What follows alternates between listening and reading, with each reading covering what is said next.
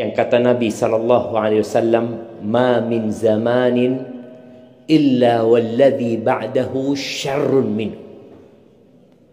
Tidak ada suatu zaman kecuali yang sesudahnya lebih buruk daripada sebelumnya.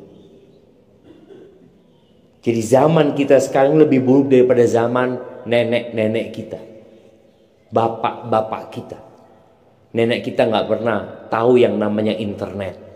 A'udzu billahi minasy syaithanir rajim. Assalamualaikum warahmatullahi wabarakatuh. Alhamdulillah, wassalatu wassalamu ala rasulillah. Amma ba'd. Yang belum menikah coba angkat tangan. Angkat tangan yang belum nikah. Yang belum nikah. Ya. Mbak-mbak yang belum nikah angkat tangan. Loh, kok takut-takut angkat tangan yang paling tinggi gitu. Kita kasih hadiah yang paling tinggi ini. 1, 2, 3, 4, 5. Oke. Taibah. Yang akan menikah dalam waktu dekat.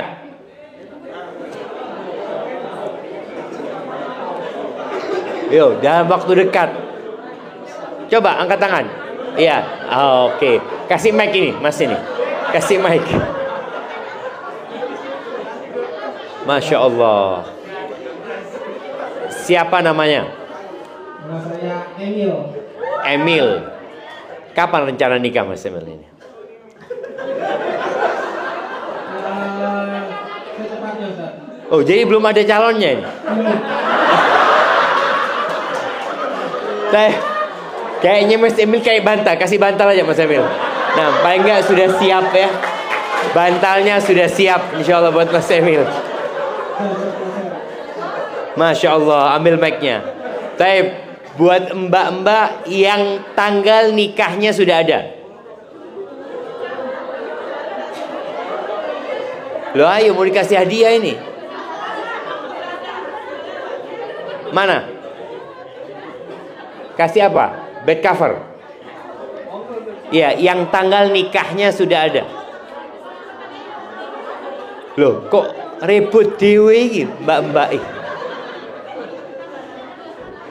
Jadi belum ya, belum ada tanggalnya. Taib, yang tahun ini mau nikah. Loh, ya itu. Loh, udah ada. Oke, kasih mic dia. Kasih mic dulu baru dikasih hadiah.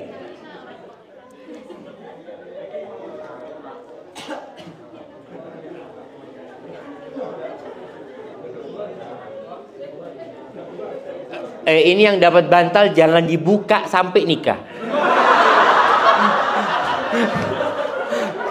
Karena itu untuk jadi antum cepet-cepet nikah. Setiap melihat bantal itu, kapan kawin aku ya? Gitu paling enggak seperti itu insyaallah.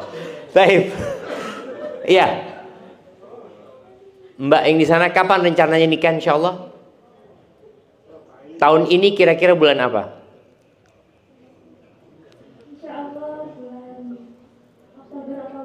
Loh, deket sekali sudah. Kasih istrikaan nggak apa-apa. Kasih istrikaan mbaknya. Iya, Masya Allah. Sudah bisa nyetrika mbaknya ya? Loh, gak belum.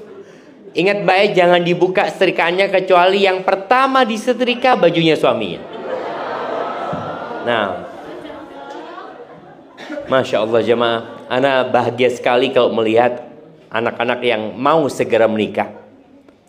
Karena sebelum bicara bagaimana mendidik generasi, ya kita sendiri yang harus memperbaiki diri kita sendiri.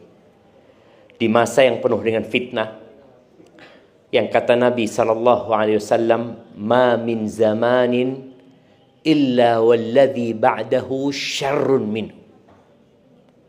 Tidak ada suatu zaman kecuali yang sesudahnya lebih buruk daripada sebelumnya.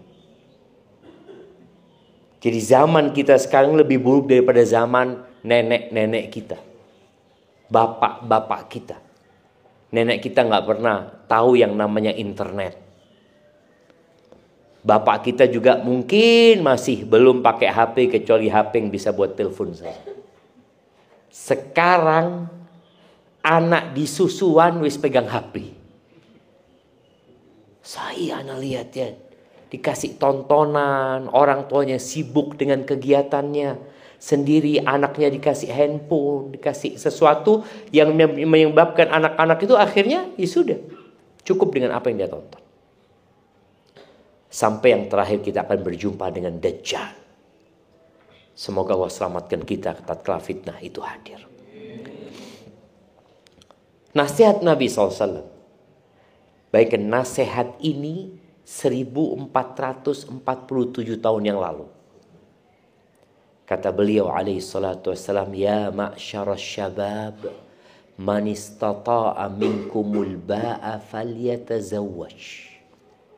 Wahai kaula muda. Ini buat yang muda-muda ya. Barang siapa di antara kalian memiliki kemampuan. Kemampuan yang pertama adalah kemampuan secara finansial.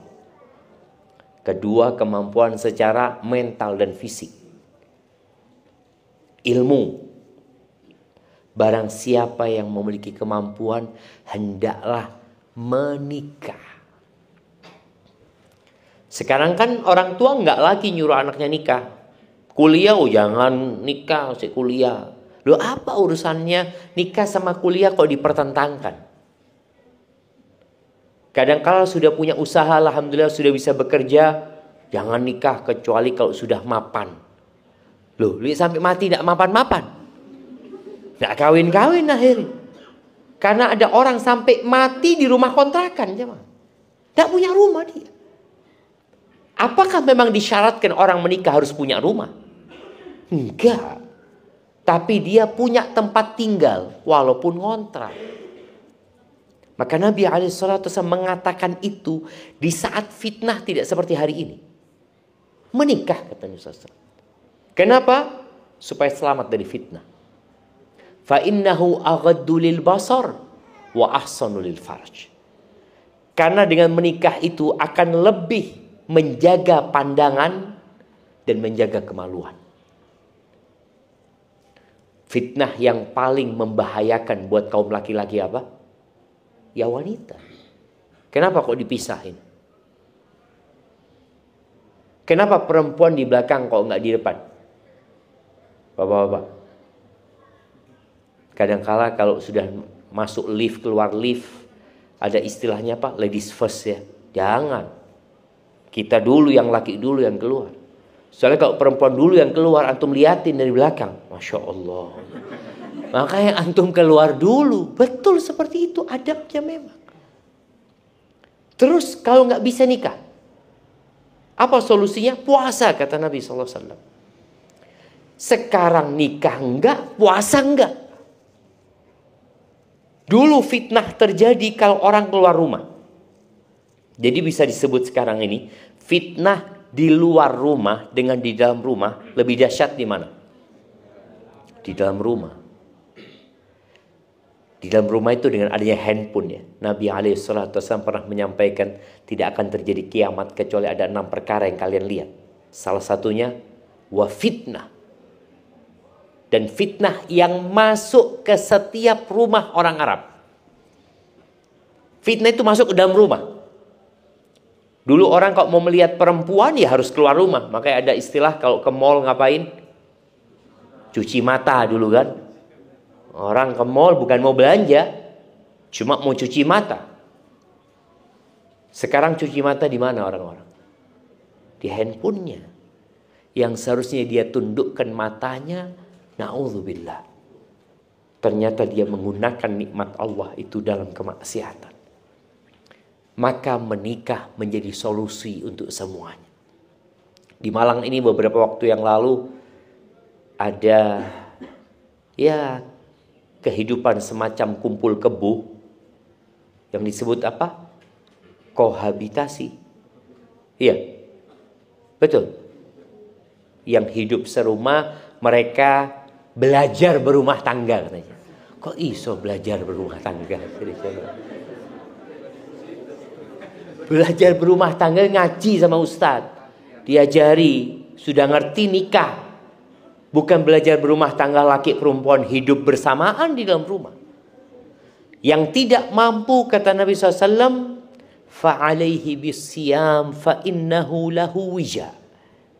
Maka hendaklah dia berpuasa, karena puasa itu dapat mengontrol syahwat kita. Saat ini anak-anak itu lebih cepat baligh, tapi lebih lambat dewasa. Balighnya cepat. Kalau dulu mungkin anak-anak laki itu ada yang baligh umur 15 tahun baru baligh ya. 14 tahun baru baligh ya. Anak ingat anak baligh itu mungkin kelas 2 SMP pada waktu itu. Sekarang karena faktor makanan dan faktor tontonan, anak-anak SD sudah banyak yang balik. Anak-anak SD. Tapi dewasa, gak dewasa-dewasa. Lulus kuliah belum tentu dewasa. Tapi sudah balik. Makanya pemerintah kita pun mulai memikirkan memundurkan umur pernikahan. Usia pernikahan itu dimundurkan. Karena mereka melihat yang nikah-nikah muda ini cerai. Mereka bisa kawin tapi nggak bisa membangun rumah tangga. Ini jadi PR buat kita semuanya. Makanya kenapa tema ini penting walaupun tadi belum pada nikah ya. Tapi bagaimana mempersiapkan diri tatkala engkau menikah, engkau bisa mendidik generasi dengan pendidikan yang sesuai dengan harapan. Anak akan membacakan sebuah cerita. Cerita ini terjadi di pagar Konstantinopel. Ketika Konstantinopel belum ditaklukkan. Karena dulu umat Islam hanya bisa sampai ke tembok Konstantinopel itu. Tapi untuk masuk itu baru terjadi di tahun 800-an Hijriah.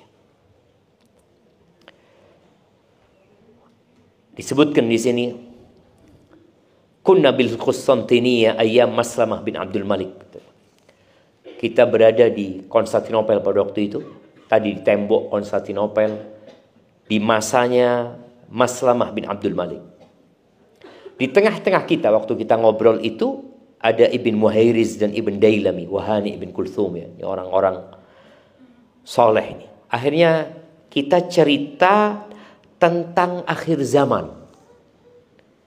Ini cerita kira-kira 1300 tahun yang lalu anggap coba. Atau 1350 tahun yang lalu. Ini cerita tentang akhir zaman. Ngomong bahwasanya akan terjadi fitnah-fitnah yang begitu menakutkannya. As-Saibani yang meriwayatkan cerita ini, dia berkata, "Fadiktu dzir'an bima samaitu." Aku jadi ketakutan dengan apa yang aku dengar, dengan fitnah-fitnah yang akan terjadi di akhir zaman.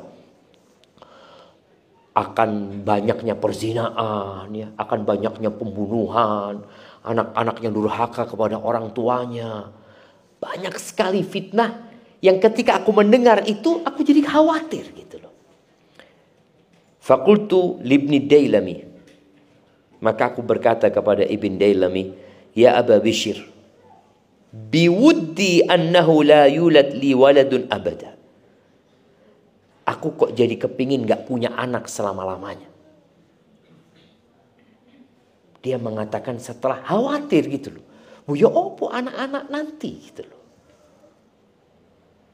Bagaimana tatkala kebebasan na'udzubillah ya dibuka sehingga perzinaan terjadi di jalanan.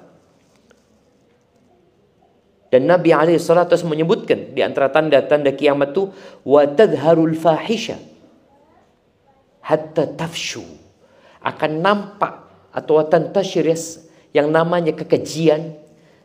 Di situ ada perzinaan, ada LGBT sampai merajalela. Makanya As-Saibani mengatakan, aku nggak kepingin punya anak gitu loh. Gimana anakku nanti? Ini 1300 tahun yang lalu jemaah sudah ngomong kayak gitu. Karena dia beriman bahwa apa yang disabarkan Nabi SAW pasti terjadi. Dia yakin. Kapan? Dia nggak tahu. Tapi yang dia pikirkan bagaimana dengan anak keturunanku nantinya. Ketika menghadapi yang seperti itu. Apa kata Ibn Dailami? Aku dipukul pundakku sama dia. Wa qala ya ibna ahi la taf'al. Wahai keponakanku, jangan kau lakukan itu. Fa innahu laysa min nasamatin kataballahu laha an takhruj min sulbi rajulin illa wa hiya kharij. Tidak ada manusia yang sudah Allah tetapkan akan lahir, pasti akan lahir. Jadi kita nggak kepingin punya anak, kalau Allah kepingin, ya jadi anak. Berapa banyak orang-orang yang mungkin ingin punya anak sampai berangkat ke rumah sakit hebat ya. Tapi kalau Allah katakan nggak punya anak, ya nggak punya anak. Karena semua berada dalam ketentuan Allah Azza wa Jalla. Insya'a wa in aba. Dia mau, dia nggak mau, kalau sudah Allah tetapkan anak itu lahir, lahir anak itu jemaah. Lalu apa solusinya? Ketika kita takut dengan fitnah itu, Ibn Dailami mengatakan, ala adulluka ala amrin in anta adraktahu najjakallahu minhu. Engkau mau nggak aku kasih sebuah amalan yang kalau engkau mendapati fitnah-fitnah itu, engkau akan selamat, diselamatkan Allah Azza wa Jalla. Wa in tarakta waladaka min ba'dika hafizahumullahu fi. Kalau engkau meninggal dunia dan engkau punya anak-anak, maka anak-anak itu akan dijaga sama Allah Azza wa Jalla untukmu. Ya, siapa yang nggak mau? Nah, ini yang jadi tema kita. Bagaimana kita menghadapi fitnah selamat, dan bagaimana tatkala kita meninggal dunia, anak-anak kita selamat menghadapi fitnah yang ada. Lalu beliau membacakan firman Allah di surat An-Nisa ayat 9. Coba semua dibuka handphonenya, dibuka surat An-Nisa ayat 9. Monggo, siapa yang mau baca? An-Nisa ayat 9. Baca ayatnya sama artinya. A'udzu billahi minasyaitonir rajim. Lam yakhsha alladziina taraku min khalfihim dzurriyyatan dhi'afan khafu 'alaihim falyattaqullaha qawlan sadida. Hendaklah merasa takut orang-orang yang mati meninggalkan setelah mereka keturunan yang lemah yang mereka khawatir terhadapnya. Maka bertakwalah kepada Allah dan berbicaralah dengan tutur kata yang dalam hal menjaga hak-hak keturunannya. Barakallahu fikum. Jadi kalau kita khawatir dengan anak-anak keturunan kita, maka yang harus dilakukan adalah bertakwa kepada Allah. Jadi bapak ibunya ini harus bertakwa. Anak-anak ketika orang tuanya bertakwa, Allah akan jaga mereka. Jadi kalau bicara parenting itu, yang pertama adalah memperbaiki orang tuanya. Sejak awal orang tua jangan pernah salah pilih pasangan. Ini sebagai bentuk ketakwaan kepada Allah. Menikahlah dengan pasangan yang kriterianya disebutkan dalam sunnah Nabi SAW. Kalau mau cari istri, carilah istri yang agamanya baik. Ya kalau bisa, ya kita tahu insya Allah ya, perempuan itu dinikahin karena 4 hal. Cantik, kaya, bangsawan, dan agamis. Mana yang dipilih? Kebanyakan laki-laki memilih wanita karena cantik. 2, kaya. Ono, rondo. Ayu mas. Seperti itu. Terus soge, tapi tidak sembahyang. Udah apa-apa, bismillah, udah apa-apa. Ya udah sembahyang. Usikan dia tidak sembahyang karena dia fokus sama kaya sama cantiknya. Engkau gampang tak ajari sembahyang, seperti itu kan. Enggak, Nabi SAW menyebutkan, engkau kalau kepingin hidupmu penuh dengan kesejahteraan dan kedamaian, yang agamanya. Kalau bisa ada 4 itu bagus. Cantik, karena ada seorang datang ke Syekh, Syekh, anak kepingin Syekh, carikan istilah buat anak Syekh, kata dia. Apa? Yang cantik Syekh, yang putih, dikasih tahu yang tingginya sekian. Oke, kata Syekh. Terus kalau bisa fulus Syekh, kata dia, ini itu. Terus ya kalau bisa anaknya bangsawan, ini itu. Terus kalau bisa hafal Quran Syekh, ini itu. Kata Syekh, kalau ada kayak gitu anak juga mau, kata Syekh. Kok enak ini? Loh iya, kadang kalau orang ini lupa mau bercermin sama dirinya, engkau itu kayak opo gitu loh. Tapi tadi ketika mencari pasangan, cari yang agamanya baik. Kalau ada semuanya alhamdulillah, kalau nggak ada semuanya kecuali agamanya baik, itu yang dipilih. Nih, mas-mas ini ya, ketahuilah bahwa seorang itu melihat yang belum dia miliki, melihat sesuatu apa saja yang belum dia miliki tidak dalam wujud aslinya. Faham?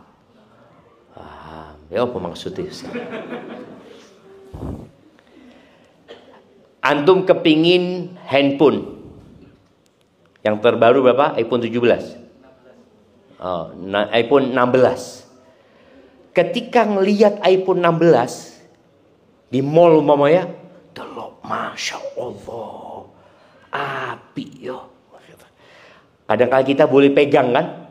Dipegang, dilihat, dia nyoba kayak gitu, masya Allah. Kemudian ketika lihat sahibnya beli, dilihat dari jarak jauh, kenapa ini, masya Allah. Terus pokoknya dia kebayang mimpi iPhone 16. Dan alhamdulillah Allah takdirkan dia beli. Apakah perasaan dia sebelum beli, sebelum memiliki, dan sesudah memiliki sama? Tidak sama. Setelah memiliki, biasa ya ternyata. Iya sama.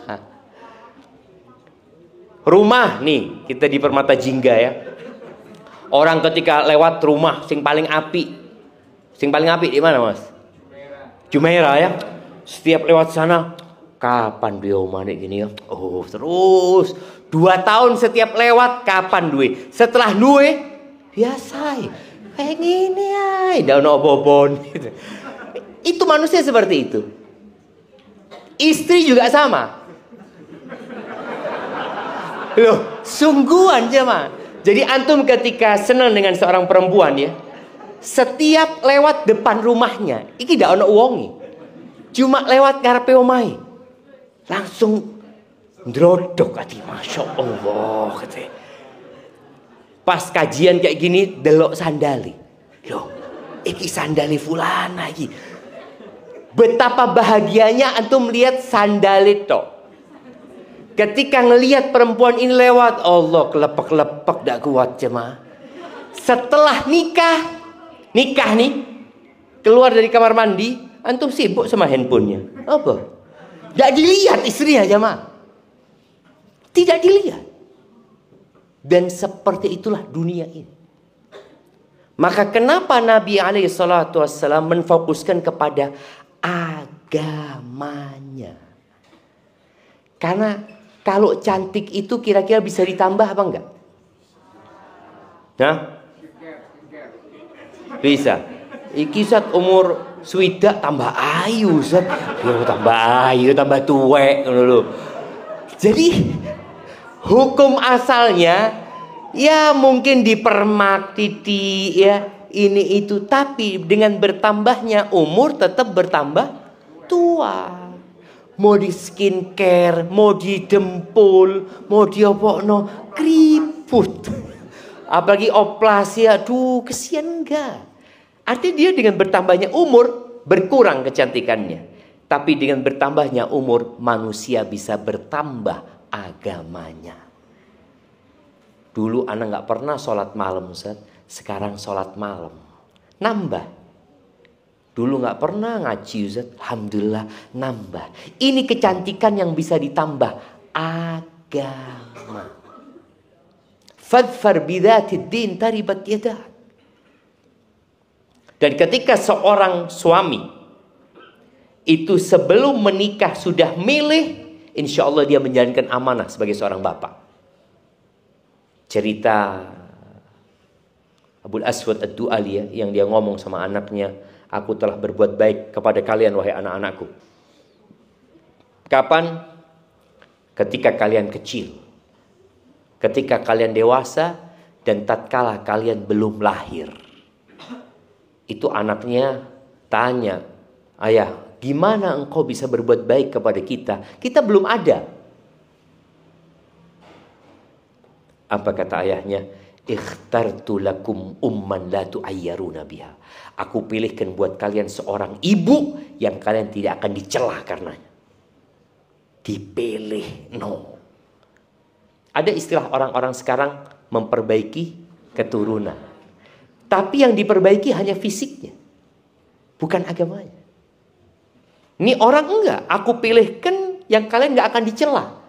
Anaknya sopo? Oh, anaknya Ummu Fulana. Masya Allah, gena-gena anaknya. Bukan gena-gena wajahnya. Anaknya nurut-nurut, anaknya hafal Quran, anaknya soleh. Bapaknya yang akan dipuji. Bapaknya tidak salah pilih istri. Nah, siapa namanya tadi? Emil. Wes, kira-kira kebayang. Nah, kemudian di antara sabda Nabi SAW, beliau mengatakan, ala adullukum binisaikum min ahlil jannah. Nih buat ibu-ibu juga nih ya. Nabi mengatakan alaihi salatu wasallam, kalian mau nggak aku kasih tahu wanita-wanita calon penghuni surga? Nah, kalau mau milih itu yang kayak gini. Wanita calon penghuni surga, bidadari surga dia, tapi masih hidup di muka bumi. Kullu waludin wadud. Dan dikatakan a'ud. Ada 3 sifatnya. Perempuan ini adalah perempuan yang penyayang. Kan ada perempuan-perempuan itu yang kasar be anak-anak jemaah. Tak senang be arek-arek. Kalau ada anak, ikan anak sopoi, kayak mau diusir gitu. Ada perempuan-perempuan kayak gitu. Nggak penyayang dia. Sama suami juga nggak sayang, sama anak juga nggak sayang. Yang dia kejar apa? Fulus. Ada perempuan yang target hidupnya karir aja dia. Bahkan anak mau kayak apa nggak ada urusan. Ini perempuan penyayang. Sayang sama suaminya, sayang sama anak-anaknya, sayang sama orang tuanya, sayang sama kerabatnya, sayang sama mertuanya. Waduh, ya Allah, nyeneng no perempuan ini sudah. Yang kedua, walud. Walud iki ake anake. Suka punya anak. Nah, Mas Emil, ini Mas Emil. Rencana punya anak berapa insya Allah?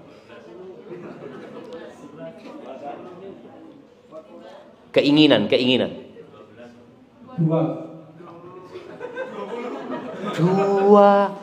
Kenapa kok cuma 2? Karena saya bagus saudara. Antum 2, paling tidak antum 12, supaya lebih banyak saudaranya. Amin. Amin, 12 insya Allah ya. Iya, walud. Jadi perempuan, karena sekarang muncul generasi memang yang nggak mau repot sama anak. Bahkan ada pernikahan-pernikahan yang tidak diinginkan punya anak dalam pernikahan itu.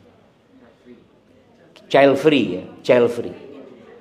Kalau dia bapak ibunya child free, nggak lahir dia. Dia harus paham. Ini kadangkala orang gara-gara salah mencontoh, dia lupa. Kalau dulu bapak ibuku child free, aku udah lahir. Loh iya. Makanya kenapa negara-negara maju banyak yang mau tutup negara itu. Jepang umpamanya. Singapura yang dekat deh. Jepang itu jumlah penduduknya sudah seperti piramid terbalik ya. Jadi yang tua-tua banyak, yang lahir itu sedikit cuma. Nggak seimbang.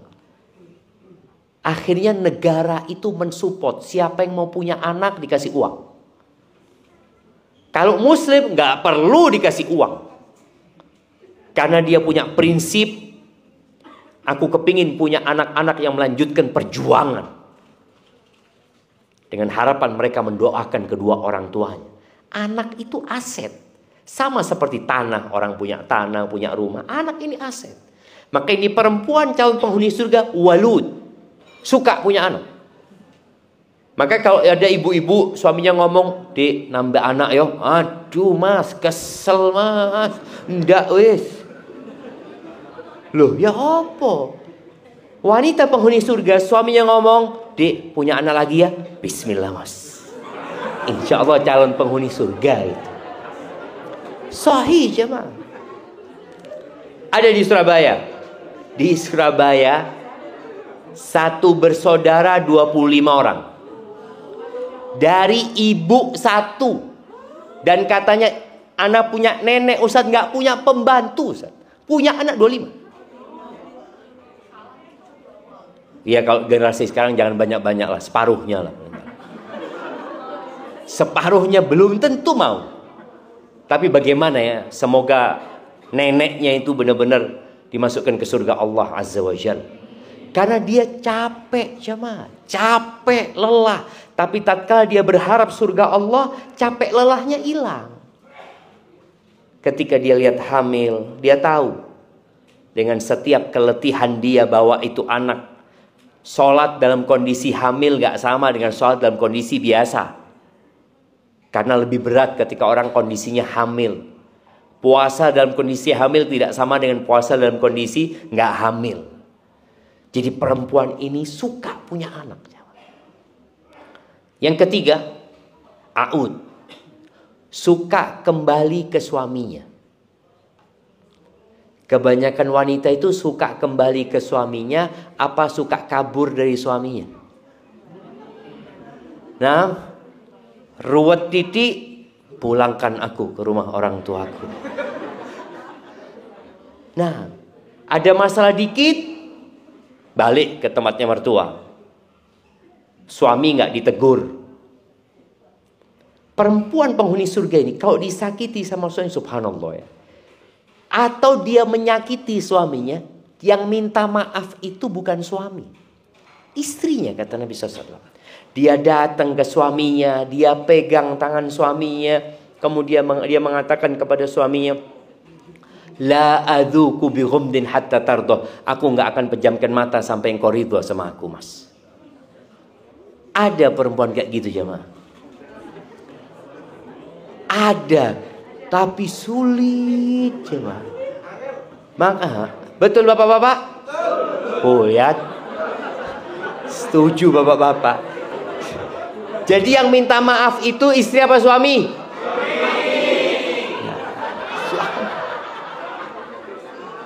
Jadi ini realita jemaah ya.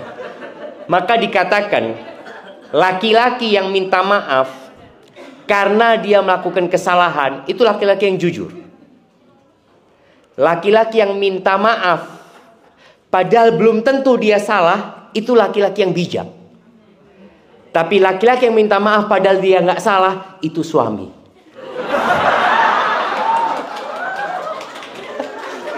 Loh, antum setuju enggak bapak-bapak? Loh, setuju. Apa seperti itu ibu-ibu? Lihat. Memang kayak gitu kenyataannya. Padahal perempuan penghuni surga itu yang suka minta maaf.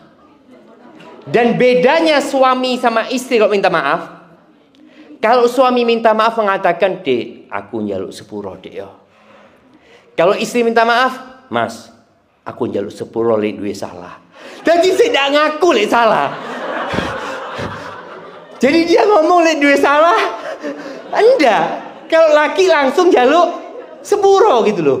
Ya Allah, memang berat masuk surga itu cuma. Berat, minta maaf saja berat gitu loh.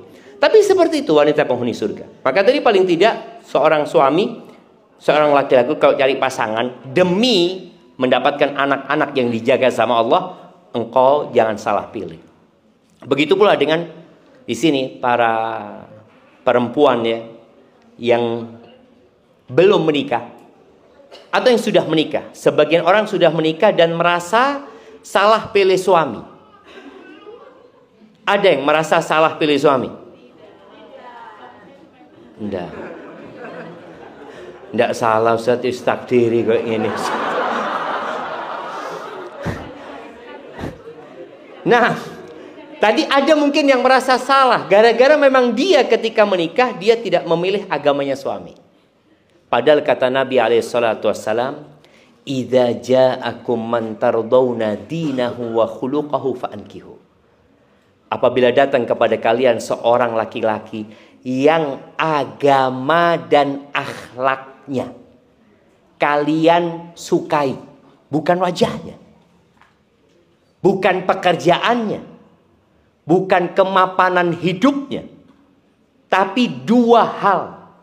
Kalian suka sama agama dan akhlaknya, kawinkan. Terimalah pinangan orang itu. Wa illa kata Nabi SAW, kalau kalian tidak menikahkan, takun fitnatun fil ardi wa fasadun arid. Maka akan terjadi fitnah di muka bumi. Akan terjadi kerusakan yang melebar kemana-mana. Gara-gara orang memilih suami yang gak soleh. Akhirnya anak-anaknya gak soleh juga.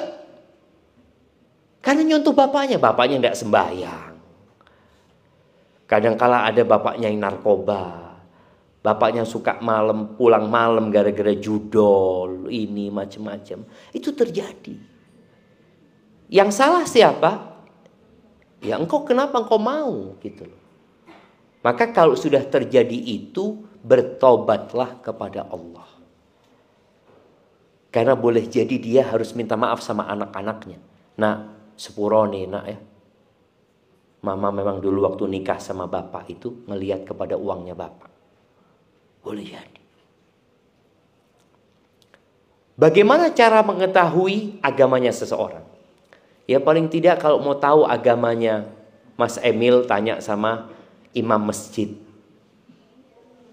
Tanya, Ustadz,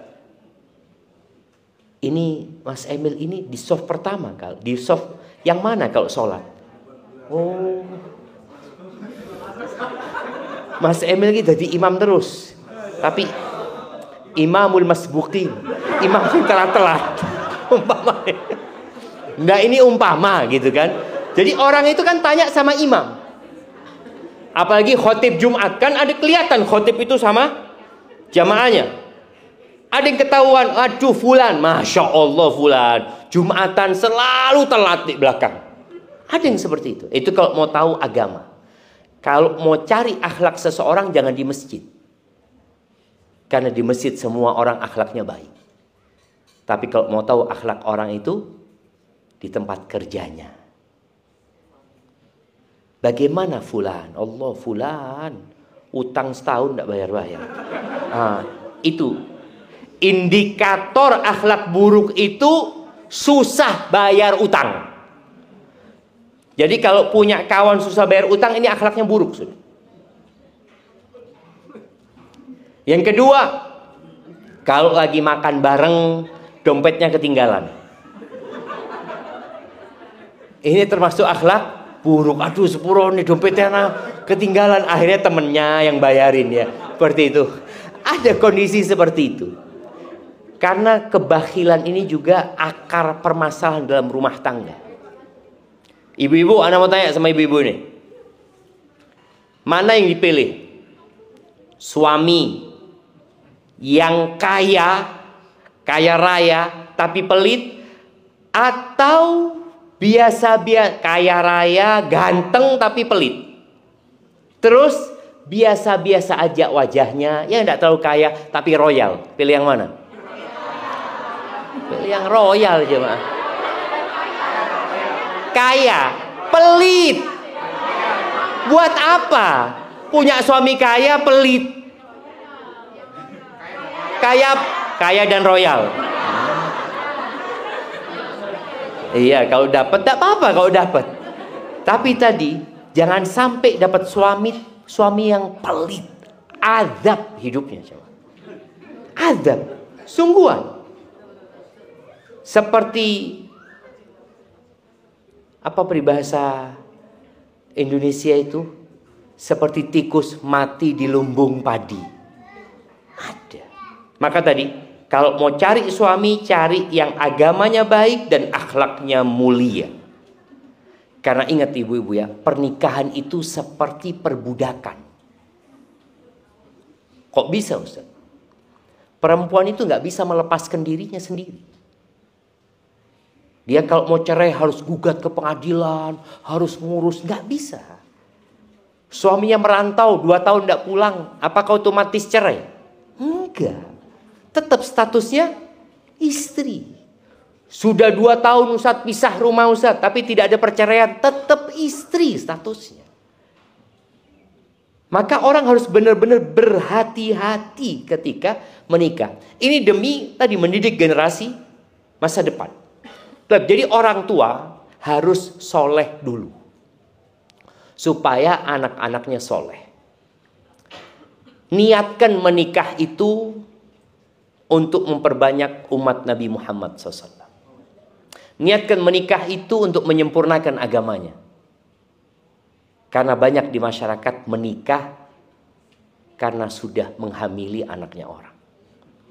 Sekarang itu banyak pernikahan dini itu gara-gara hamil.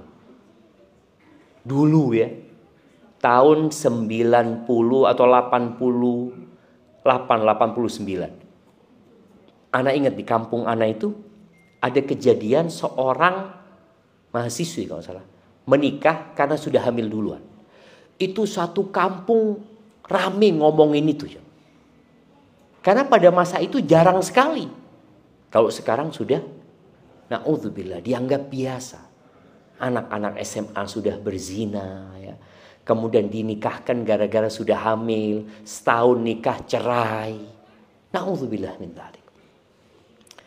Baik, yang kedua, setelah menikah dengan niat tadi menyempurnakan agama, memperbanyak umat Nabi alaihi salatu wassalam ya, baru dia harus memikirkan mendidik anak-anak. Jangan pernah membawa yang haram ke rumah. Jadi pendidikan anak itu dimulai dari orang tua, dimulai dari makanan juga. Karena kalau anak itu tumbuh besar dari yang haram, maka akan berdampak kepada karakter dia nantinya. Makanan haram ini. Ada seorang istri yang mengatakan kepada suaminya, "Mas, kita ini siap menahan lapar, tapi kita nggak siap menahan api neraka. Maka jangan sampai memasukkan ke rumah yang tidak halal." Kemudian yang ketiga, doa bikin anak.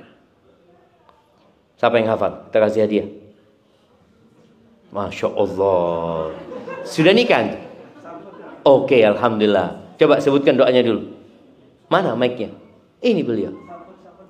Oh, semua dapat hadiah tadi. Oh, Masya Allah, barakallahu fikum. Iya, yang belum dapat hadiah. Ibu-ibu, khususnya yang sudah nikah ya. Masa 2 anak telu tidak pernah baca doa? Antum? Oke, siap, gak apa-apa. Pembawa acara kita dengarkan doanya. Yuk. Antum sudah berapa lama nikah? 1 tahun setengah. 1 tahun. Udah punya anak? Alhamdulillah sudah. Alhamdulillah. Apa doanya? Loh, ada terusannya dan ada pertamanya. Saya tunggu. Ini grogi ini. Kalau di atas ranjang hafal biasanya. Iya, enggak apa-apa. Coba bismillah. Apa? Yang pertama bismillah. Terus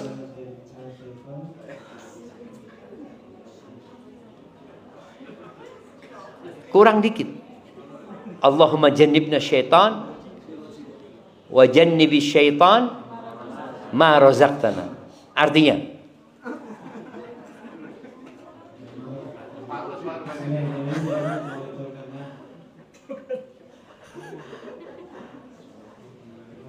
yang keras. Dengan nama Allah, ya Allah, syaitan dari kami. Terus, dan jauhkan syaitan dari rizki yang kau berikan kepada kami. Gitu. Benar tuh baca itu. Kasihkan hadiah. Separuh hadiah. Nah, jemaah, ada tadi. Baca doa ini penting. Karena kata Nabi SAW, yang baca doa itu, iyuqaddar bainahuma walad. Kalau ditakdirkan punya anak, insya Allah anaknya diselamatkan dari setan.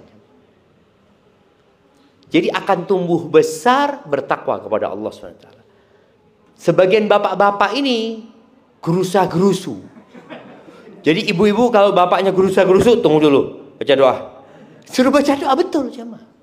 Karena takut jadi anak ini bapaknya nggak baca doa gitu loh. Itu baca doa. Kemudian ketika anak itu lahir, dikasih nama yang bagus. Ini pendidikan sejak dini tadi. Namanya yang bagus. Ada seorang ibu yang ngasih nama anaknya Topan. Ada. Siapa sini? Topan. Angin topan ini jemaah. Apa kerjanya? Ada pernah tahu kawan namanya Ribut? Ada loh. Oh no. Iki sapa jenengi? Ribut. Yo gawe ribut yo. Karena orang tua sudah salah kasih nama sama anaknya. Ada seorang ustadz ya di mana di Semarang. Namanya itu sama orang tuanya dikasih nama. Dulu ada orang tua kalau ngasih nama itu buka Quran. Buka Quran langsung nunjuk. Dulu belum ada terjemahan ya, jarang Quran terjemahan ya. Nunjuk. Sudah nama anaknya ini minal khosirin. Minal khosirin itu artinya termasuk orang-orang yang merugi. Ada di Al-Quran tuh minal khosirin. Ya sudah. Orang tuh nggak tahu sama artinya. Pokoknya di mana? Di akte itu minal khosirin. Ketika anak ini sekolah, masuk pondok, baru ngerti kalau namanya salah. Akhirnya ditambahin depannya. Ditambahin Laisa. Laisa itu bukan artinya. Laisa minal khosirin. Bukan termasuk orang-orang merugi. Jadi yang namanya Ribut itu kasih tambahan aja. Laisa Ribut gitu kan. Dan ini berdampak. Jangan pernah mengatakan apa arti sebuah nama. Nama berdampak loh. Karena orang akan memanggil anak itu dengan panggilan itu terus menerus. Ketika ada seorang sahabat datang kepada Nabi SAW. Ditanya sama Nabi SAW, siapa namamu? Hazan. Hazan itu artinya keras kepala. Susah. Ruwet orang. Kata Nabi SAW, bal anta sahal. Engkau mudah, sahal, diganti namanya sahal ya. Sahal itu lawannya hazan. Engkau sahal. Apa kata orang ini? Aku nggak akan ganti nama pemberian orang tuaku. Ya sudah, Nabi SAW hanya mengusulkan kan. Akhirnya kata cucunya, Sa'id ibn Musayyib ibn Hazan, gara-gara kakek kita nggak mau dirubah namanya, keras kepala di rumah kita sampai hari ini ada. Jadi anak cucunya keras kepala. Itu berdampak. Maka tolong pilihkan nama yang baik. Tidak usah pilih nama yang aneh-aneh ya. Kadang-kadang kan ada orang cari nama yang tidak ada di Malang.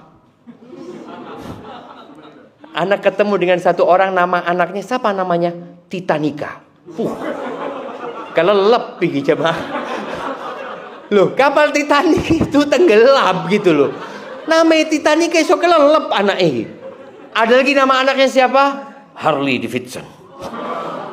Karena bapaknya senang sama Harley. Ada yang namanya Pajero. Macam-macam jemaah. Antum lihat namanya orang itu. Ya terserah, orang tuh ngasih nama terserah ya. Tapi kalau nama itu nggak baik, bok diganti. Nggak apa-apa ganti nama, carikan nama yang baik. Kemudian setelah itu mulai nih didik anaknya. Jadi ibu nih, kalau ibunya soleha tadi, dia akan menyusui. Dan di dalam agama kita itu, kalau ibu nggak bisa nyusuin, ada ibu susuan. Ini harapan kita mungkin di Malang ini, kalau bisa Permata Jingga ini membuat rumah susuan.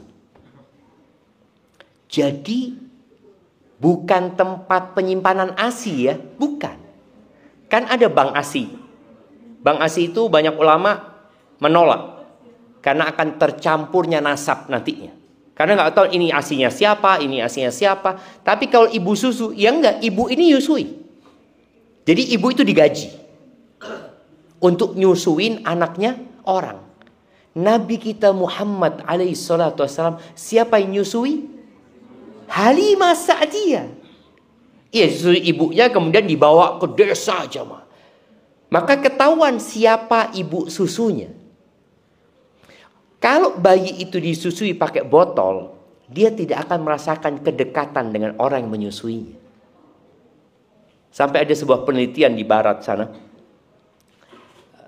Ada ruang bayi-bayi yang baru lahir itu, dan yang biasanya anak di situ diinkubasi ya, itu kan dikasih susu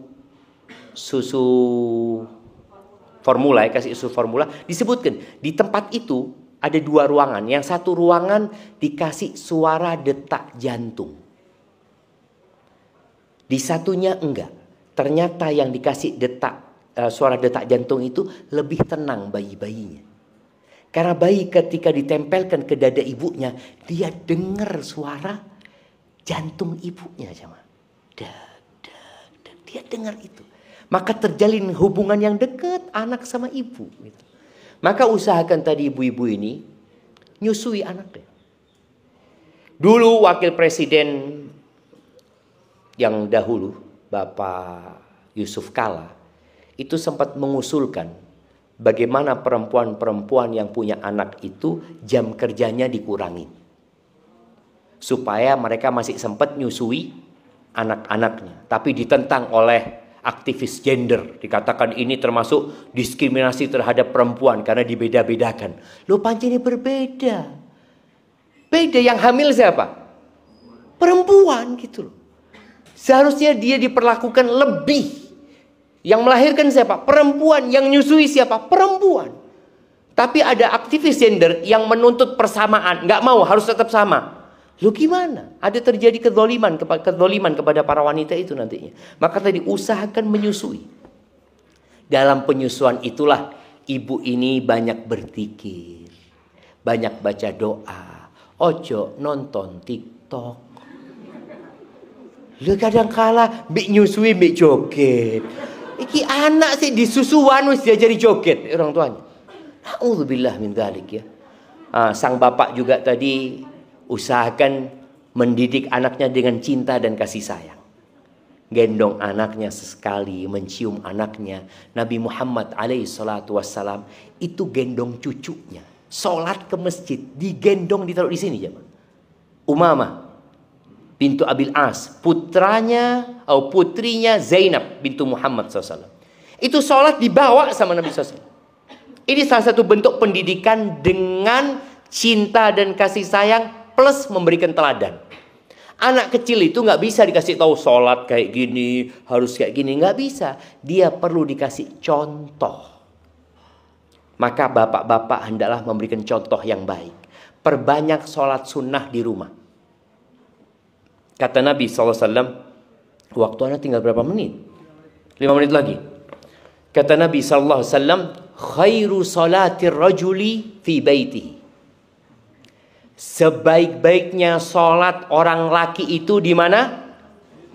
Di rumahnya. Ana ulangin. Khairu salatir rajuli fi baitihi. Sebaik-baiknya sholat seorang laki-laki itu di mana? Di rumahnya. Illal maktubah, kecuali sholat wajib di masjid. Jadi sholat qobliyah, ba'diyah, duha, sholat malam itu lebih baik di rumah. Karena rumah kita itu boleh jadi 40 hari nggak ada sholat. Karena istri sedang nifas, nggak ada sholat. Masih bayi, yang hidup di rumah ini cuma 3 orang. Antum, suami, istri, plus bayi ini. Istrinya sedang nifas. Kalau sang suami sholatnya di masjid terus, qobliyah, ba'diyahnya, duha di masjid, berarti 40 hari di rumah tidak akan ada sholat. Maka tolong sholat sunnahnya di rumah. Biar anak itu ngelihat bapaknya sholat. Wallah jamaah, beberapa hari yang lalu anak tersentuh hati anak. Anak jam 2 bangun ke toilet, terus anak sholat witir lah. Lagi sholat witir, anak punya anak umur 7 tahun. Perempuan, dia bangun. Dia bangun untuk ke toilet juga. Setelah dari toilet, Ana lihat dia mandangin Ana. Dari pintu itu dia pandangin Ana, terus dia masuk ke kamarnya. Dapat setengah menit, dia masuk lagi ya, ke toilet. Ambil wudu. Sholat. Ana ngomong subhanallah ya. Betul, anak itu melihat, gak perlu disuruh. Ketika itu yang dia lihat terus, akhirnya dia tertarik untuk sholat. Seperti bapak yang ngomong sama dia, nak, ojo rokok anak ya. Rokok ini membunuhmu. Kira-kira anaknya itu ngerokok apa enggak? Ngerokok. Padahal sudah dikasih tahu, nak, secara medis terang sama bapaknya, sambil rokokan bapaknya terang no. Anak itu mungkin salah mendengar tapi tidak pernah salah melihat. Salah dengar, bapaknya ngomong, nah ojo rokokan, yang dia dengar enak rokokan. Oh iya pak. Karena dilihat bapaknya ngerokok. Kalau rokok itu berbahaya, mesti bapaknya nggak ngerokok gitu loh. Maka akhirnya anak tumbuh seperti itu. Maka tolong bapak-bapak ini, masih panjang sebenarnya cerita mendidik ini, tapi itu sebagai mukaddimah. Nanti mudah-mudahan kita kesini lagi lebih panjang lagi. Kita sampai anak itu kecil ya, harapannya anak itu mendapatkan pendidikan dengan teladan. Bapaknya ngomong, nak jangan nonton HP, bapaknya jangan pegang HP. Jangan sampai bapaknya ngomong, nak jangan pegang HP, bapaknya pegang HP. Dan usahakan meja makan itu tempat untuk menyambungkan hati. Di meja makan gak boleh ada handphone. Jadi kalau waktu makan, handphone jangan ada di meja makan. Ana baru tahu cerita teman-teman di Jakarta, Ustadz, deal besar Ustadz, itu nggak pernah dilakukan di ruang rapat Ustadz, tapi dilakukan di ruang makan Ustadz. Karena memang sambil makan.